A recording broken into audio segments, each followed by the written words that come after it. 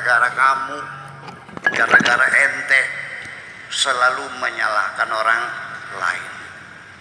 Ini adalah kebiasaan buruk apabila gagal menyalahkan orang lain. Kalau berhasil semua menepuk dada, ini jasaku. Sampai masjid saja sudah berdiri bilangnya, Pak, kalau tidak disumbang saya nggak bakal jadi. Pernah mendengar orang bilang begitu?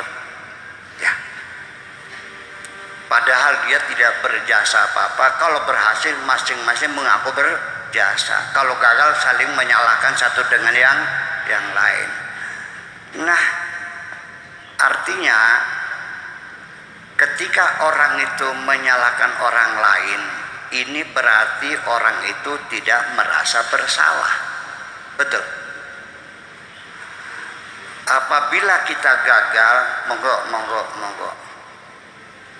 Tidak usah kita mencari domba yang berbulu hitam. Nanti monggo silakan monggo. Yeah. Jangan pernah mencari domba yang berbulu hitam, siapapun dombanya.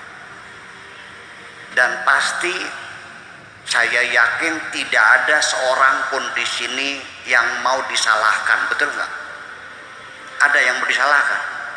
Jelas, menyalahkan orang itu tidak menyelesaikan masalah, maka membuat masalah. Nanti kita bertengkar satu dengan yang lain. Itu orang yang menyalahkan orang lain itu berarti dia itu tidak mengaku bersalah. Apabila orang itu tidak mengaku bersalah, itu pertanda orang itu tidak mau memperbaiki diri. Kalau orang tidak mau memperbaiki diri, itu pertanda orang gak bakal maju. Betul. Itu adalah logika kita bersemacam itu. Nah, makanya apa sih salah satu sebabnya? Satu, kita selalu ketika mengajak masyarakat, apakah di sini ustadz, apa kepala desa atau tokoh masyarakat atau stakeholder di sini yang ingin mengajak maju, akan menghadapi kesulitan yang sama seperti yang saya hadapi, yaitu setiap diri pada kita selalu ada setumpuk alasan, selalu pembelaan diri, menyalahkan orang lain dan seterusnya. Pertama, yang disalahkan selalu kepada situasi dan kondisi. Setiap kita ajak masyarakat, yuk kita bangun masyarakat supaya makmur. Aduh, kondisinya sulit sekarang. Situasinya memang demikian. Yang disalahkan macam-macam. Apakah itu peraturan pemerintahnya?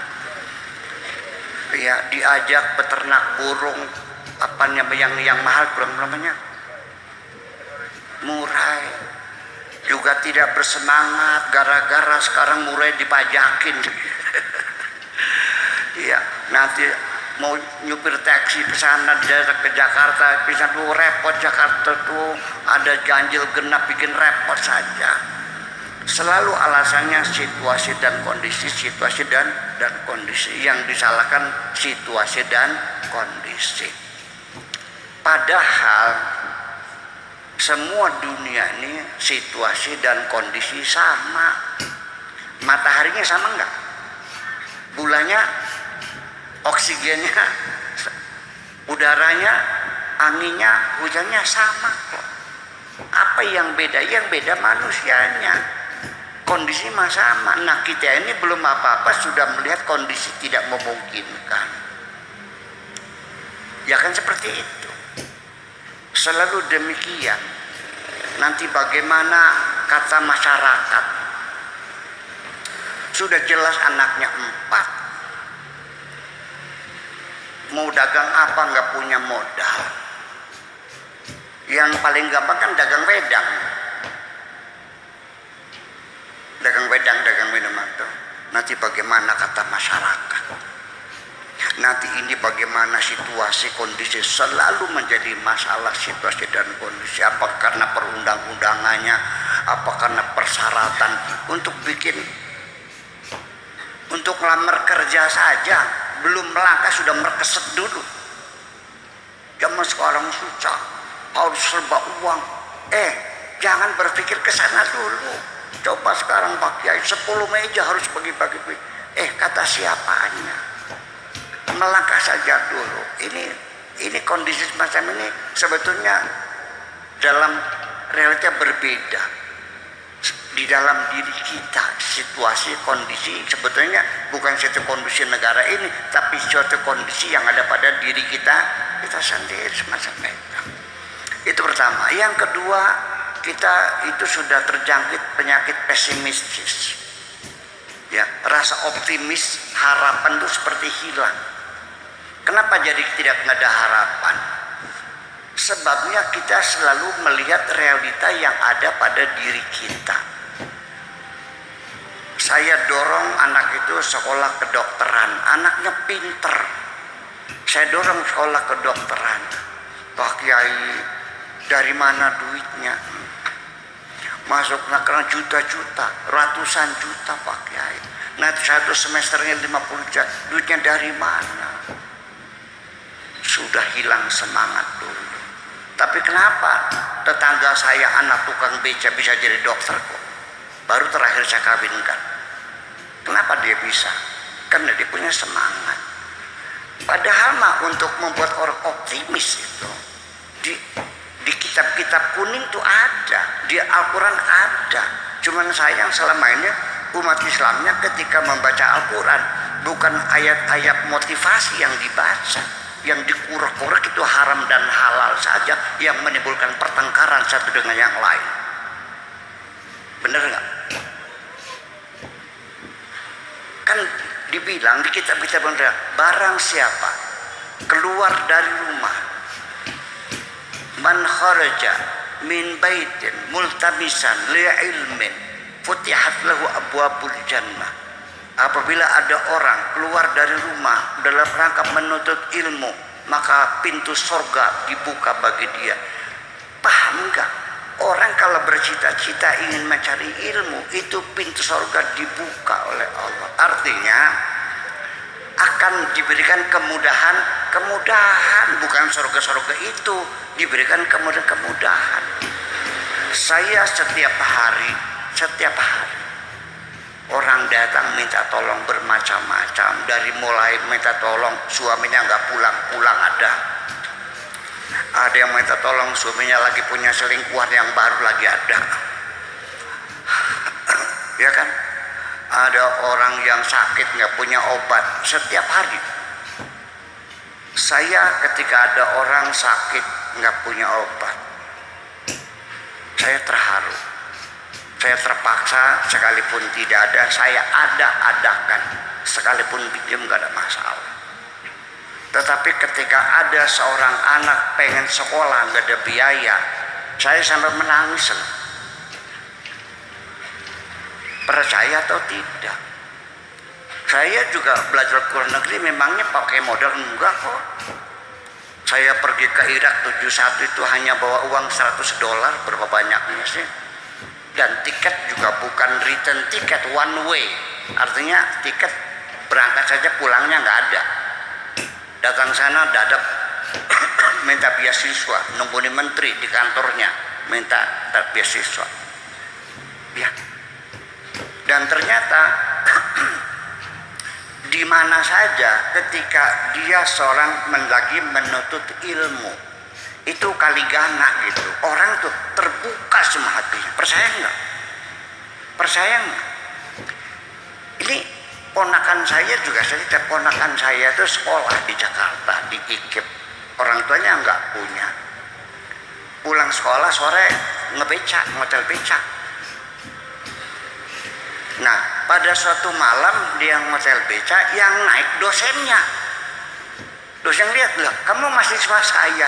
Iya. Kamu ngebecak? Iya. Kenapa? Nggak ada biaya. Terus apa yang terjadi? Besoknya dipanggil, kasih beasiswa.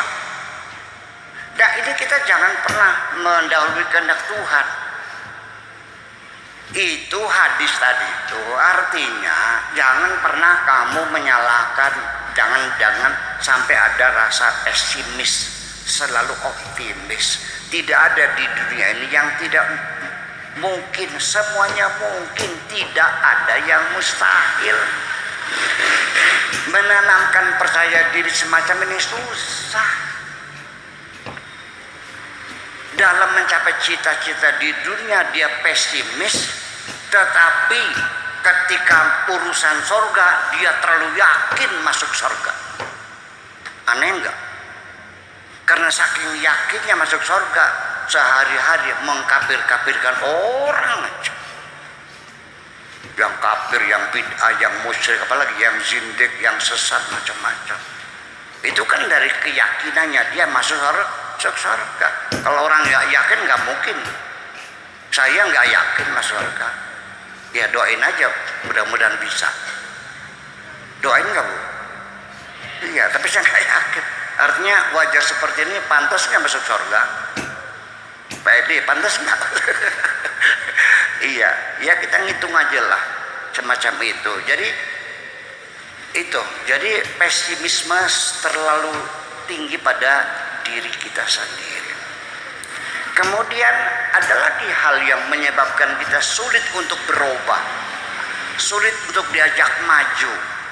Satu, salah meyakini tentang qada dan qadar. Nah, salah meyakini tentang qada dan qadar, salah memaknai takdir Tuhan. Sehingga orang itu dengan meyakini adanya takdir, akhirnya dia terbangun jiwa yang nihil, menjadi nihilisme. Lalu akhirnya dia tidak berbuat apa-apa. Toh semuanya sudah ditentukan oleh Allah. Dalilnya apal semua. Bahwa seseorang itu tersesat adalah karena takdir Tuhan disesatkan. Kalau orang dapat hidayah karena takdir Tuhan dapat hidayah. Sekalipun bapaknya kiai, tapi kalau tidak dapat hidayah Tuhan tetap saja jadi pencoleng. Sekalipun ibunya pelacur, dengan hidayah Tuhan bisa saja jadi anjungan besar. Selalu dikembalikan kepada takdir Tuhan sehingga dia tidak berbuat apa-apa. Ini juga salah tafsir. Takdir itu bukan berarti kita menyerahkan Allah semuanya menentukan, kita tinggal menjalani saja. Coba diputar ayatnya, jangan sampai terbalik-balik seperti itu. Saya tiap hari menerangkan qada dan qadar, ternyata masih banyak yang belum paham. Ya memang Allah mengatakan Innallaha yahdi man yasha. Allah memberikan hidayah kepada siapapun yang dikehendaki. Wa yudillu man yasha, dan Allah menyesatkan siapapun yang dikehendaki. Tu'izzu man tasha, memuliakan siapapun yang dikehendaki. Wa tudhillu man tasha, dan menghinakan siapapun yang dikehendaki. Tu'til mulka liman tasha, memberikan kekuasaan kepada siapapun yang dikehendaki. Wa tanzi'ul mulka mimman tasha, dan mencabut kekuasaan dari siapapun yang dikehendaki. Semuanya Allah yang menentukan. Berarti kita tinggal menunggu keputusan Allah saja.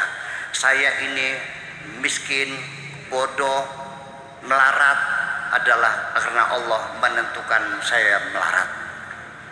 Dari mana engkau tahu takdir Tuhan engkau melarat? Dari mana tahu?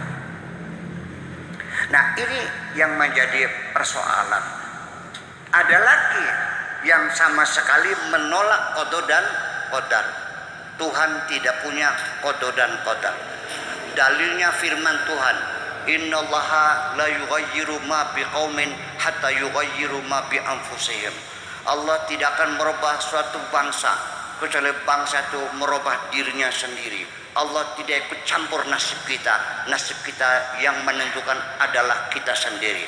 Kalau kita maju, Allah maju. Kita berhenti, Allah berhenti. Kita berjuang Allah mendukung kita, jadi Allah seperti pembantu kita. Ini juga bolak-balik ke sini ekstrim, ke sini ekstrim.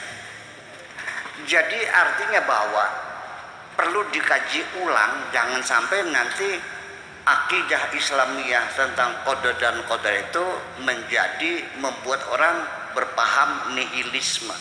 Nihilisme itu artinya apa? Tidak berbuat apapun, pasif apa adanya. Ya memang betul, saya sendiri juga mengatakan begini Bu sekalian. Kalau engkau pengen hidup nyaman dan bahagia, cobalah jangan sekali-kali engkau memikirkan apa yang tidak kau miliki, tetapi lebih banyak engkau mensyukuri saja apa yang engkau miliki.